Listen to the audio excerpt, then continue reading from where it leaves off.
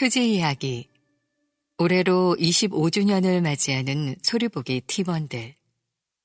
소리보기의 찬양이 예수님의 사랑을 가득 담아 듣는 이들의 가슴을 적실 수 있기를, 소리보기의 찬양을 통해 듣는 이들의 마음에 생수의 강이 마르지 않기를 기도합니다. 사진, 조병성 단장 목사님.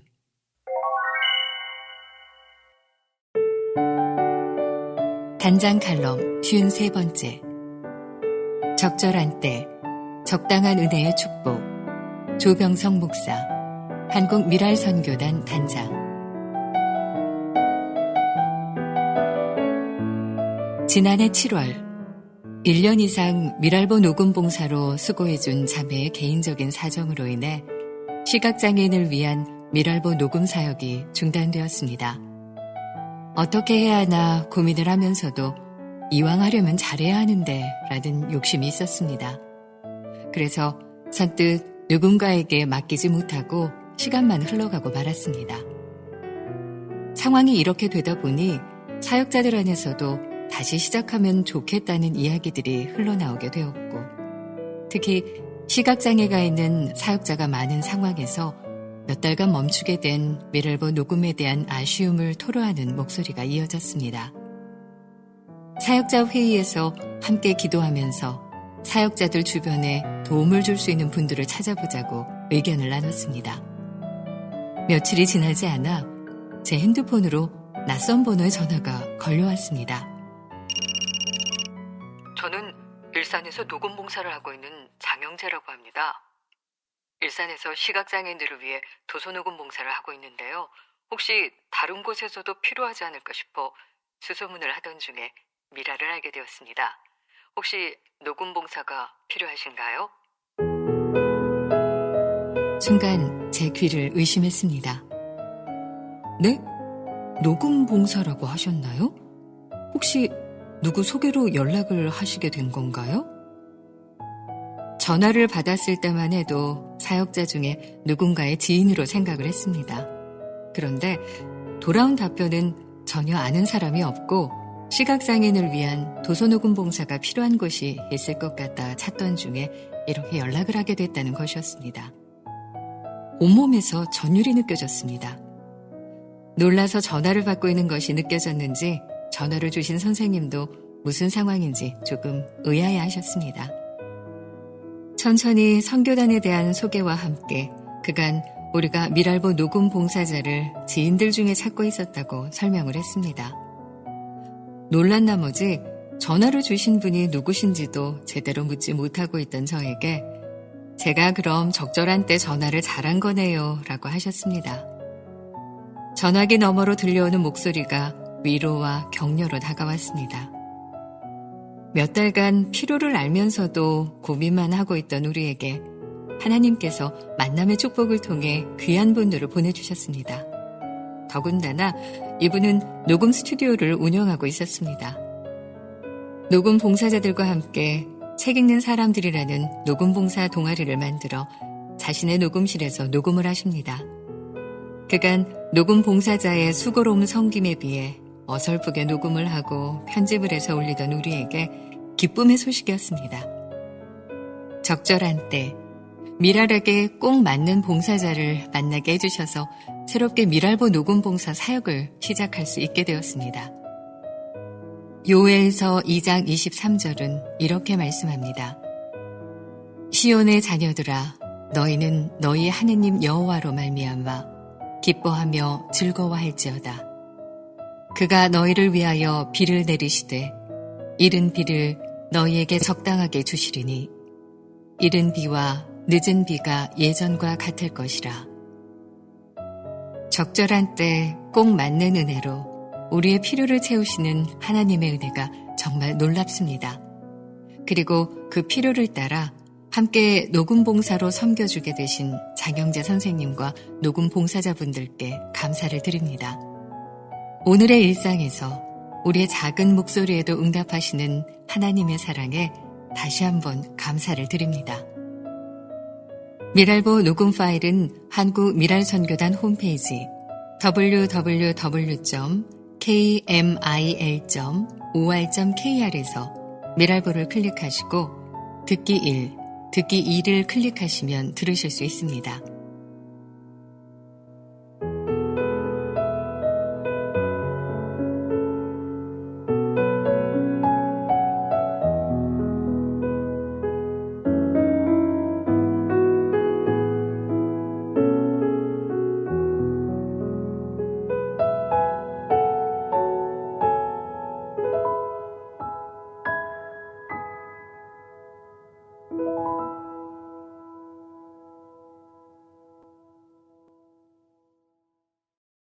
사진 이만섭 집사.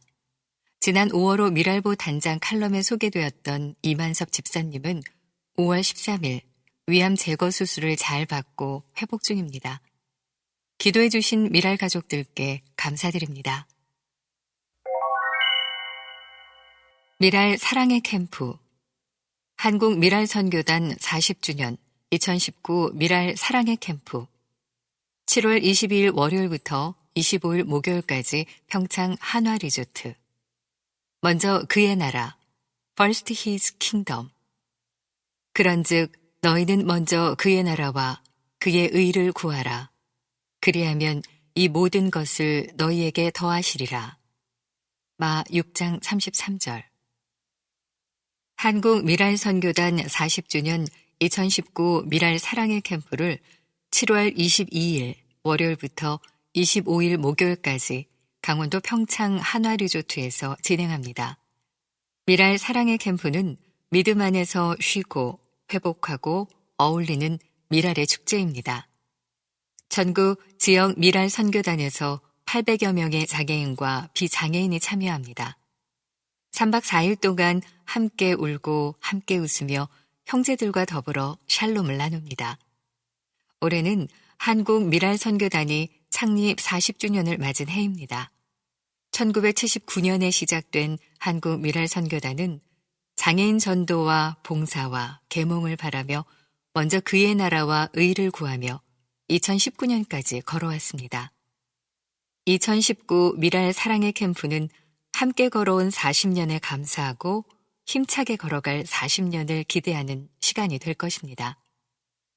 40년 전 이 땅에 미랄 선교단을 심으신 하나님 아버지의 뜻을 되새기고 미랄의 형제들과 하나님 나라를 구하려고 합니다.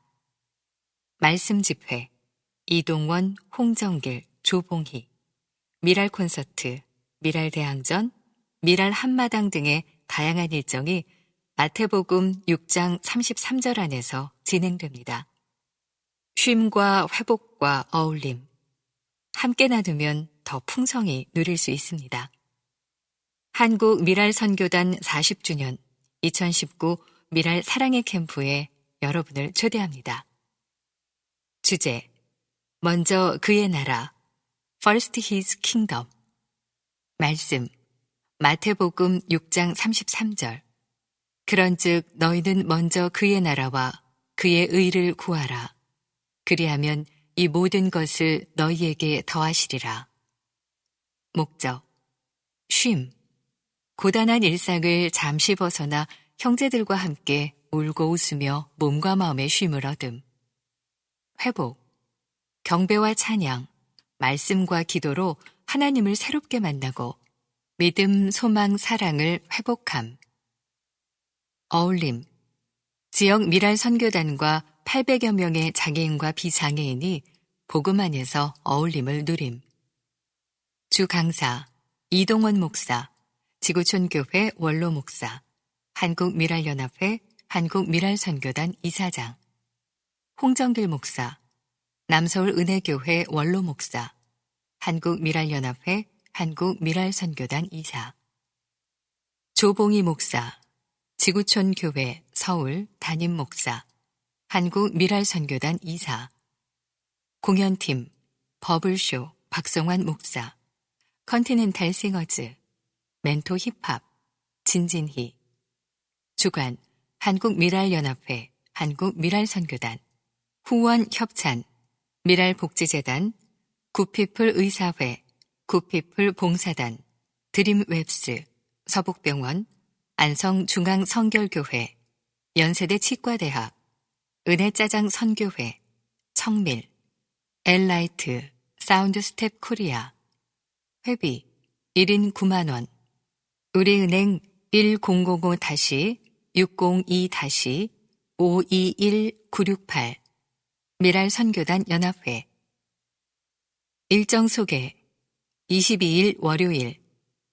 그의 믿음으로 쉼과 회복과 어울림을 누리는 미랄의 축제. 이제 시작합니다. 오후 12시부터 2시 중식 사전 신청, 등록과 환대, 대강당. 오후 2시부터 2시 40분 오프닝 콘서트, 강당, 코엔 색소폰 앙상블. 오후 2시 40분부터 3시 30분 개회 예배, 대강당, 찬양 소리보기, 오리엔테이션. 오후 3시 30분부터 4시 30분 기수단 입장, 지역 미랄 소개, 조장 임명, 조별 모임. 오후 4시 30분부터 5시 30분 숙소 배정 및 휴식. 오후 5시 30분부터 저녁 7시 식당에서 석식. 저녁 7시부터 8시 30분 대강당에서 말씀 집회, 찬양 R45, 말씀 합심기도 이동원 목사. 저녁 8시 30분부터 9시까지 조별 모임, 40주년 감사 나눔과 기도. 저녁 9시부터 3명과 취침. 23일 화요일 오전 7시부터 8시까지 기상과 세면, 조장 모임, 7시부터 7시 30분 대강당. 오전 8시부터 10시까지 식당에서 조식과 조별 산책. 오전 10시부터 10시 30분 대강당에서 아침 경건회, 말씀 이동원 목사. 오전 10시 30분부터 11시 30분까지 대강당에서 미랄 콘서트, 버블쇼 박성환 목사, 컨티넨탈 싱어즈. 오전 11시 30분부터 12시까지 자유롭게 조별 모임. 오후 12시부터 2시까지 식당에서 중식. 오후 2시부터 2시 30분까지 유스 호스텔 로비에서 사진 촬영. 오후 2시 30분부터 4시 30분까지 대강당과 지하 1층 야외 주차장 등에서 미랄 대항전. 진행 김광희 간사. 오후 4시 30분부터 5시 30분까지 휴식. 5시 30분부터 저녁 7시까지 식당에서 석식. 저녁 7시부터 8시 30분까지 대강당에서 말씀 집회, 찬양, R45, 말씀 합심기도 홍정결 목사.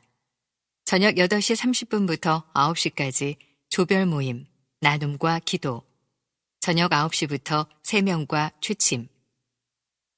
24일 수요일 오전 7시부터 8시 기상과 세면, 조장 모임, 7시부터 7시 30분 대강당. 오전 8시부터 10시 식당에서 조식과 조별 산책. 오전 10시부터 10시 30분 대강당에서 아침 경건회. 오전 10시 30분부터 11시 30분 대강당에서 미랄 콘서트, 멘토 힙합, 진진희. 오전 11시 30분부터 12시 자유롭게 조별 모임. 오후 12시부터 2시 식당에서 중식, 은혜짜장 선교회. 오후 2시부터 4시 30분 대강당과 지하 1층 로비 등에서 미랄 한마당. 먹거리 장터, 안성중앙성결교회, 미랄 바자회, 한국, 창원, 충남. 오후 4시 30분부터 5시 30분 휴식, 미랄 콘서트 예선.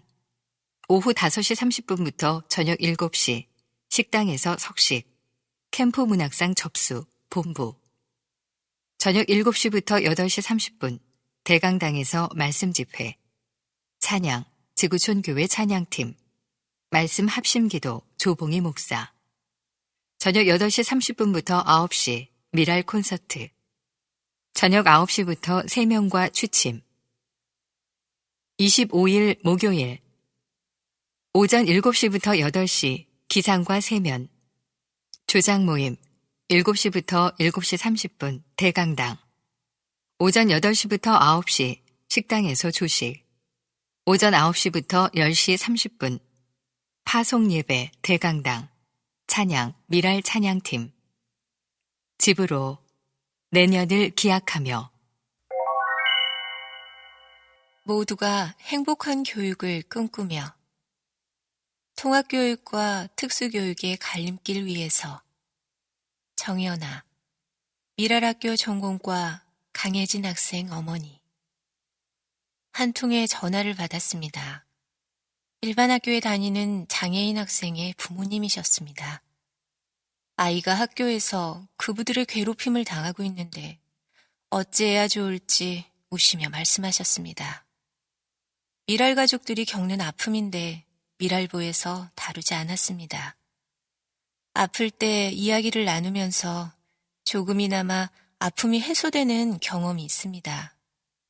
그런 마음에서 부모님, 선생님의 이야기, 학생이었던 때의 기억을 되살려 이야기를 실어봅니다. 자녀 교육은 부모들에게 참으로 가장 크고 어려운 사명이다. 또한 가장 행복한 일인 동시에 고통스러운 일임에 분명하다. 일반 학교 통합교육과 특수학교의 교육에 대한 부모의 입장을 써달라고 부탁받았는데 부모의 입장을 내가 다 대변하는 것은 불가능하니 그동안 자폐증 딸을 양육하면서 알게 된 2가지 점을 말해보려 한다. 첫째, 부모로서 우선적으로 갖추어야 하는 것은 객관적인 시각이다. 장애 유무에 상관없이 이 세상의 부모들은 모두 자녀 교육 때문에 고민하고 갈등한다. 내 아이가 장애라서 나는 더 힘들다. 비장애하였다면 훨씬 잘 키울 수 있었을 텐데 라고 생각한다면 오산이다. 이런 생각은 내 장애 자녀에게 독이 된다. 그냥 현실을 있는 그대로 수용하면서 원망이 아니라 편안한 마음가짐으로 모든 부모가 그러하듯이 내 장애 자녀에게 최선의 길을 안내해 주려고 노력해야 한다. 일반 학교에 보내 통합교육을 시킬 것인가, 특수학교를 선택할 것인가로 마음이 복잡한 상태라면 먼저 자신의 마음의 깊은 곳을 바라보라고 말해주고 싶다. 내가 통합교육과 특수교육 사이에서 갈등하는 진짜 이유가 무엇인지 정확히 깨닫는 그 순간에 최선의 선택을 할 수 있기 때문이다. 안타깝게도 부모 자신의 자존심과 체면 때문에 특수학교를 꺼리는 사람들을 많이 보아왔고 그들이 어떻게 실패하는지 그리고 얼마나 먼 길을 돌아오는지를 묵도해왔다. 한편으로는 부모의 체면 때문에 일반 학교를 꺼리고 장애 자녀를 고립시키는 경우도 종종 보아왔다. 얼마 전 인기리에 방영된 TV 드라마 스카이캐슬에서도 여실히 보여준 것처럼 이건 장애아를 둔 부모에게만 국한된 일이 아니다. 사람은 다 똑같다. 둘째, 자녀 교육의 초점을 자녀에게 맞추면 실패한다. 아이러니하게도 자녀 교육은 부모 자신에게 시선을 돌려 자신을 성찰하고 성숙해 나가야 하는 긴 여정이다. 자녀가 장애 판정을 받은 부모는 더더욱 그렇다. 부모 자신이 내적인 갈등을 정리하고 어떤 태도를 갖느냐가 관건이다. 누구에게나 삶을 살아가는 데 가치관이 중요하겠지만 부모의 가치관이 자녀에게 미치는 그 파장은 엄청나다. 장애에 대한 생각, 성공에 대한 관점, 인생관, 인간관계를 해석하는 방식 등은 부모 자신과 자녀들의 삶의 질을 결정한다. 부모가 성숙하는 만큼 자녀도 성숙한다는 평범한 사실이 우리 앞에 놓여 있다. 사람은 누구나 자신이 갖고 있는 역량대로만 살면 잘 사는 것이라고 생각하며 딸을 양육해왔다. 장애와 비장애는 사람이 편의상 구분해 놓은 경계일 뿐 절대적인 것이 아니다. 하나님께서는 장애와 비장애를 어떻게 생각하실까? 우리 인간은 전능하신 하나님 앞에서 다 장애인이다. 또 동시에 가장 소중한 존재이고 걸작품이다. 우리 장애 자녀를 둔 부모들부터 이런 관점으로 세상을 살아간다면 얼마든지 장애에 대한 인식은 개선되고 제도적인 것은 신설될 수 있다. 결국 인식과 제도는 사람이 모여서 이루어지는 것이니까 말이다. 부모인 나부터 내가 있는 자리에서 변화의 빛을 밝혀보라고 감히 권해본다. 이모도 공부했어? 조수정, 한국미랄선교단 간사. 5월의 연휴를 맞아 동생 가족이 집에 왔습니다. 레고를 맞춰 집을 짓고 나무를 심어 정원을 꾸미던 초등학교 3학년 조카 녀석이 달력을 보더니 이모, 우리 학교에서 17일 덕포진 교육박물관으로 현장 학습 간다? 거기 가면 이모가 학교 다닐 때 쓰던 책상, 의자 이런 게 다 있을 거야. 저희 말이 끝나자 조카 눈이 동그래지며 하는 말이 이모도 공부했어? 였습니다. 조카의 그 모습이 귀엽기도 하고 한참을 웃었던 기억이 납니다. 그래, 네가 본 이모의 모습은 늘 휠체어에 앉아있는 모습이지. 휠체어를 탄 친구와 같이 공부한 적이 없는 조카로서는 당연한 놀라움이었을 것입니다. 또래보다 늦되는 아이에게도 어김없이 취약 통지서는 놓았습니다. 이때 부모님은 두려우셨을 것입니다. 늦때는 첫 아이의 초등학교 입학. 고심 끝에 아버지는 일을 해야만 하는 엄마를 대신하여 할머니께 저의 학교 생활을 돕도록 했습니다. 쪽을 지시고 한복을 곱게 차려입고 손녀의 손을 꼭 잡고 등교하시는 할머니는 손녀 덕에 학교를 다 다니는구나 하셨습니다. 집에서는 자영업을 했던 아버지가 일찍 퇴근하셔서 공부를 봐주셨습니다. 어떤 선택의 여지는 없었습니다. 70년대 농촌에서 특수학교의 존재를 몰랐고 저의 장애도 경증이었기 때문입니다. 중2 때 보행이 어려워져 병원 의사가 특수학교를 권한 적이 있으나 고등학교까지 일반 학교를 다녔습니다. 중고등학교는 출근하시는 아버지의 도움으로 등교를 하고 하교는 동네 친구들과 했습니다. 주변에 많은 도움이 있었고 저의 신체 능력도 지금보다는 훨씬 좋았습니다.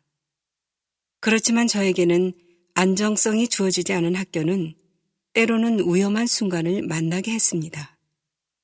어릴 때 당했던 놀림, 따돌림, 친구와의 관계 등 여러 난관을 통해 다양한 사람과 상황들에 대처하는 방법들을 배웠습니다.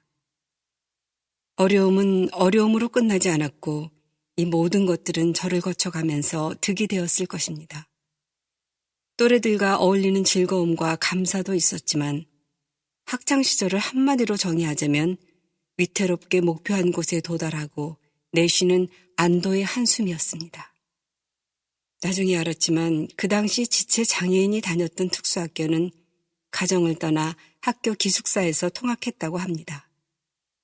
기숙사 생활은 개인의 사정에 따른 선택이었겠지만 그만큼 장애인들이 다닐 수 있는 학교가 적어 집에서 통학하기가 어려운 학생의 편이었습니다. 가정에서 부모와 형제 간의 사랑 속에서 성장해야 하는 어린 학생들에게 그리고 부모에게는 편치 않았을 것입니다. 지체 장애인들도 안전하게 가정에서 가까운 학교를 다닐 수 있게 지역 학교가 시설을 갖추었으면 아무리 어린 학생들이라도 모두가 한 사람의 내 가족이라는 마음으로 사랑할 수 있었으면 이상적인 생각입니다. 하지만 우리가 지향해야 할 곳이 아닐까 합니다. 학교라는 울타리를 떠나 이제는 많은 사람들 틈에 있어도 가끔 제게 드는 생각은 섬에 있다입니다. 이것은 비단 장애인만의 문제는 아니지만 장애인이 느끼는 특수성은 있습니다. 교육은 장애의 정도와 특성에 따라 장애인 당사자가 행복할 수 있는 방법을 찾아가야 합니다. 그래서 홀로 외딴 섬에 가두지 않았으면 좋겠습니다. 우리가 되어 외딴 섬에 있는 친구에게 찾아갈 수도 있고 그 친구와 함께 삶을 나누는 그래서 친구에게 우리가 되어줄 수 있는 누군가도 있었으면 좋겠습니다. 누구는 외딴 섬에서 배를 타고 무트로 나가 우리가 될 수 있었으면 좋겠습니다.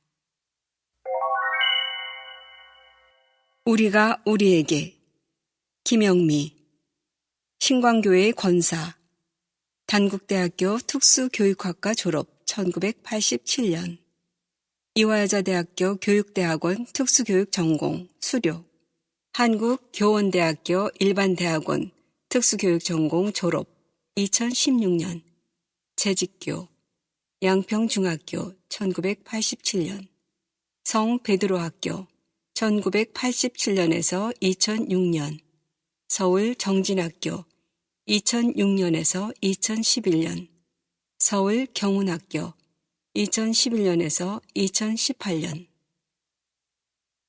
산적한 업무가 많아 텅 빈 학교 연구실에 혼자 나와 일에 빠져있던 어느 토요일 오전. 숙직 기사님께서 젊은 부부와 함께 연구실로 오셨다. 부부는 두 자녀의 초등학교 입학을 위해 특수학교를 선택해야 할지 일반 학교에 보내는 것이 나을지를 고민하고 있었다. 아이들을 데리고 오지 않았지만 대략의 상황을 전해 듣고 나는 각 학교 생활의 장단점을 말씀드린 후 일반 학교를 추천하였다. 참 어렵고 조심스러운 건의였으나 특수교육과 관련된 나의 보편적 정서와 철학이 통합교육으로 많이 기울어 있었던 것 같다. 당시 일반 학교에는 단 4개월 근무했고 특수학교에서 20년을 넘게 근무하고 있던 나를 생각하면 뭔가 이율배반적이지 않았나 하는 생각이 들기도 한다.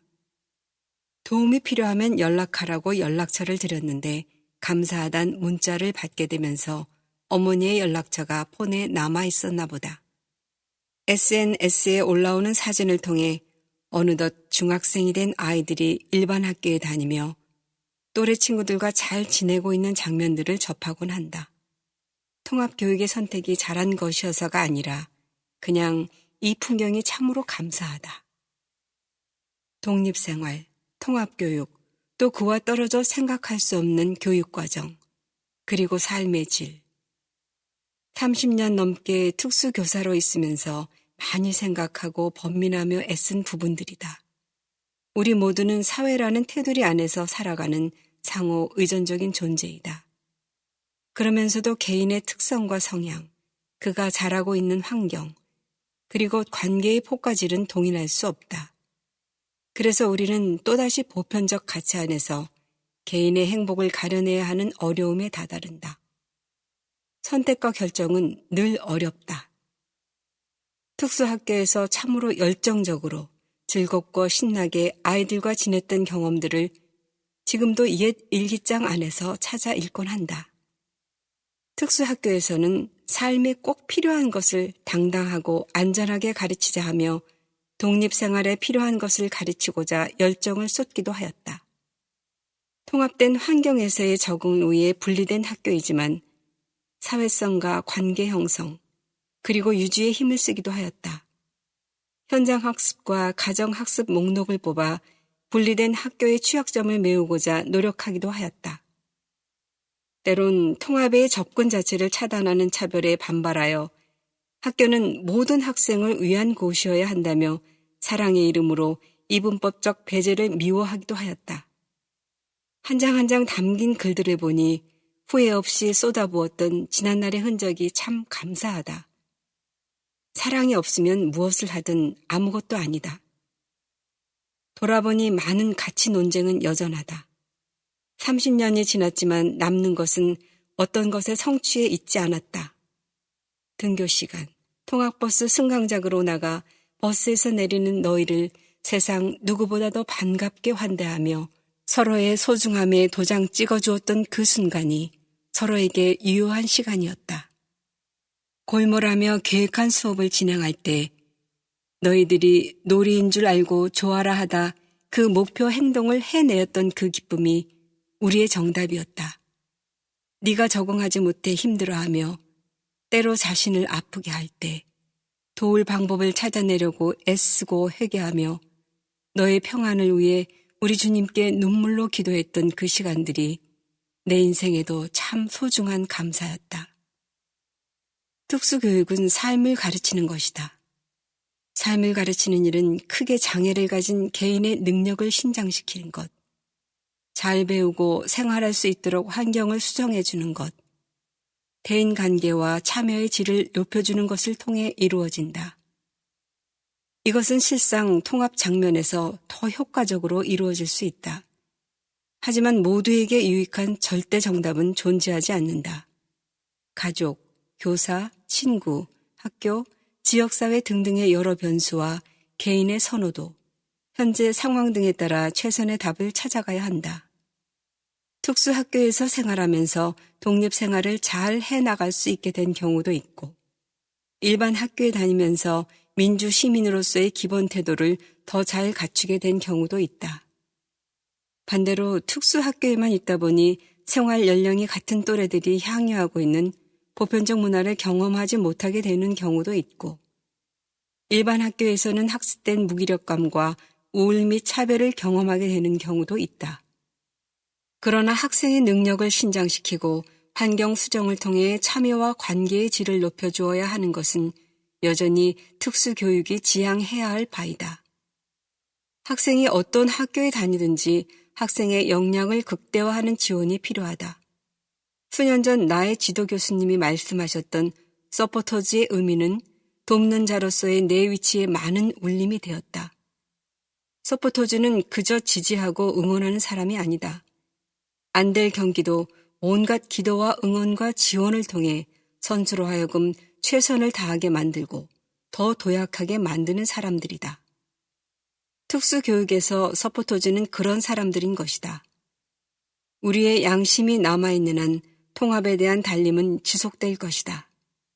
하나님께서 보배롭고 존귀하게 여기는 우리 모두이기 때문이다. 부모, 가족, 교사, 이웃 등 우리들이 진정한 서포터즈가 되는 것, 이것이 바로 통합을 지향하는 이 시간 이 자리에서 우리가 하고 있어야 하는 모습이 아닐까 생각해 본다. 가정에 주어지는 복지 혜택, 학교에 주어지는 다양한 지원 등은 학생의 양육과 교육이 더 잘 이루어지도록 활용되어야 한다. 부모의 양육 부담이나 교사의 업무 부담을 줄이는 것도 중요하지만 그 지원이 학생 교육의 질을 높이는 데 사용되어지도록 균형을 잘 잡을 필요가 있다. 통합 교육에 대한 논의는 이미 물리적 통합과 교육 과정적 통합을 넘어섰다. 그러나 우리는 아직도 확신하기 어려워 가족과 교사와 사회의 여러 의견을 묻고 있지 않은가. 사실 학교 현장은 지금의 민원의 빛과 그림자로 물들어 있다. 부모는 두려워서 학교에 보내기가 겁난다고 한다. 교사는 두려워서 가르쳐야 할 것을 가르칠 수 없다고 한다. 적극적 교육의 리스크보다는 안전한 보호를 최선으로 한다. 때로는 상호 견제로 균형을 유지해 가야 하지만 서로 신뢰하여야 한다. 그래야 어디에 있던 배움이 일어나고 자람이 생긴다. 지금 내가 교사이며 부모이며 이웃인 우리 각자의 자리를 확인하자. 분리없는 통합이란 그곳을 향하여 가되 진정한 통합을 위해 현재 좌표에서 공들여야 할 것들을 잊지 않아야 한다. 분리된 특수학교에 있던 통합된 일반 학교에 있던 학생들의 성취에 대한 기대를 갖고 진정 그의 삶을 위하여 움직이자. 어떤 연구자의 말처럼 특수교육 분야는 학생이 배울 수 없기 때문에 생겨난 것이 아니며 오히려 그들이 적절한 지원과 서비스를 받게 될 때 월등히 더 잘 배울 수 있기 때문에 만들어진 것임을 기억하며 진정한 사랑으로 행하면 된다. 한가로운 토요일 오후 거울 앞에서 삐죽이 올라와 있는 흰머리 몇 가닥을 뽑으려다가 나도 몰래 내 안에 자리 잡고 있는 공평하지 못한 마음을 발견한다. 어떤 것이 틀린 것이 아니라 서로 다른 것인데 말이다. 또래 친구들과 잘 어울리고 있는 그 아이들의 그 풍경이 참 감사하다 했으면서 태국 큰빛 복지선교센터 가족 이야기 5번째 야구르트 병을 버린 뱅 사진 뱅 청년의 사진 송태규 선교사 태국 큰빛 복지선교센터 하루 종일 야구르트 병 하나를 두드리며 왔다 갔다 하는 전형적인 자폐성 장애인. 내가 뱅에 대해 갖게 된 처음 인상이다. 뱅은 반야누꾼 학교에 다닐 때부터 자주 마주친 장애인이다. 아버지는 전기시설 회사에서 일하고 있고 어머니는 피사눌룩 도립병원에서 행정요원으로 근무하고 있다. 그래서 뱅은 다른 장애인들에 비해 비교적 유복한 가정에서 성장했다. 뱅은 집에서 아침 저녁으로 센터를 오고 가기 때문에 항상 다른 사람들보다 특별히 맛있는 것을 먹는 것과 편안함에 관심이 집중되어 있다. 맛있는 음식을 누구보다 먼저 많이 먹고 편안함을 누리기 위해서는 다른 사람을 배려할 줄 모른다. 그에 더해 뱅의 부모님조차 지나친 절약 생활로 다른 사람들을 섬기는 데 인색하다.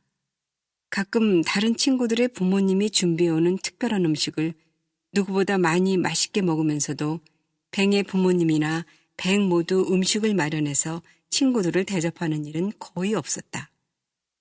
뿐만 아니라 부모님이 항상 절약 생활을 지나치게 강조한 나머지 뱅의 옷이나 가방 등은 모두가 낡아 헤어진 것들이 대부분이어서 부끄러울 정도이다. 아무리 작은 일이라도 스스로 손발을 움직여 하기를 싫어해서 직업 재활 훈련 성과도 매우 느리다. 또한 찬양과 기도, 성경 공부를 거의 8년간 지속해왔지만 지금까지도 기도는 늘 똑같고 성경 구절을 외워도 돌아서면 10분도 안 되어 금방 잊어버린다. 그럼에도 불구하고 8년간 포기하지 않고 성경과 찬양을 통한 전인적 재활을 돕고자 했던 선교사들이 주님이 주시는 사랑과 인내, 용납함으로 섬겨온 효과가 보인다. 그래서 이제 뱅은 예수님을 향한 믿음이 어느 누구보다 확고해졌다. 주민등록증을 발급받을 때 자진해서 당당하게 담당 공무원에게 자신은 기독교 신자임을 밝히고 주민등록증 종교란에 기독교로 표기해달라고 요구해 주민등록증을 발급받았다. 자폐성 장애인의 연약함인 관심 있고 흥미를 갖는 것에만 집중하는 특성이 오히려 신앙적으로는 큰 장점이 되어 깊고 굳은 믿음을 갖게 한 것이다. 그러나 하나님께서 세상에 미련한 것들을 택하사 지혜 있는 자들을 부끄럽게 하려 하시고 세상에 약한 것들을 택하사 강한 것들을 부끄럽게 하려 하시며 고전 1장 27절 이라는 예수님의 복음과 성육신의 긍휼하심이 장애인의 영혼 속에 역사한 결과이다. 이로 인해 한 영혼이 장애라는 어둠에서 벗어나 천국 백성이 되어 빛 가운데 거하며 하늘나라의 샬롬을 누리게 된 것이다. 이것이 장애인을 섬기는 선교사에게 허락하시는 찬양의 근거이며 기쁨이요 보람이다. 그래서 이제 뱅은 위의 사진을 통해서도 느낄 수 있듯이 복음을 듣지 못했을 때 자신에게만 갇혀 소외되어 있던 짙은 어둠 가운데서 벗어나 밝고 친절하며 순종하는 삶의 자리로 나왔다. 뿐만 아니라 야구르트 병을 두드리는 것도 버리게 되었고 직업 재활을 위해 주어지는 일에도 열심을 다하고 있다. 나아가 아무리 맛있는 것도 친구들을 위해 양보할 줄 알게 되었다. 가끔은 부모님에게 요청하여 음식을 준비해와서 친구들과 나누어 먹을 수 있게 되었다. 8년이란 짧지 않은 시간이 걸렸지만 자폐성 장애인인 뱅이 죽은 자를 살리는 생명의 복음으로 인해 구원의 자리에 이르게 된 것이다. 우리에게는 장애인 선교사가 누리는 복음의 열매로서 장애인 선교의 확신과 능력이 되고 있다. 뱅은 이제 예수님 안에서 어엿한 장년으로 자라가고 있다. 하지만 뱅이 직업을 갖고 소득을 얻어 자활할 수 있을 만큼 되기까지 더 많은 시간과 계속적인 선교사들의 사랑의 수고와 전문적인 직업 훈련, 일자리 제공 등이 필요하다. 나아가 해외 장애인 선교에 헌신하는 동역자들의 기도와 물질 후원도 계속되고 장단기 선교사로서의 헌신도 절실하다. 시간은 좀 걸리겠지만 장애인 영혼 구원을 위해 부름받은 우리가 힘을 잃거나 포기하지만 않는다면 반드시 해외의 장애인들에게도 생명의 복음이 계속적으로 증거될 것이다. 그로 인해 나날이 더 많은 장애인들이 예수님을 참 구주로 믿고 빛 가운데로 살아가며 하늘나라의 샬롬을 누릴 것이다. 구원받은 장애인들로 인해 하나님의 놀라운 은혜와 예수님을 통해 나타난 긍휼과 사랑이 멀지 않은 장래에 비장애인들까지도 구원받게 하는 역사로 나타날 것이기 때문이다.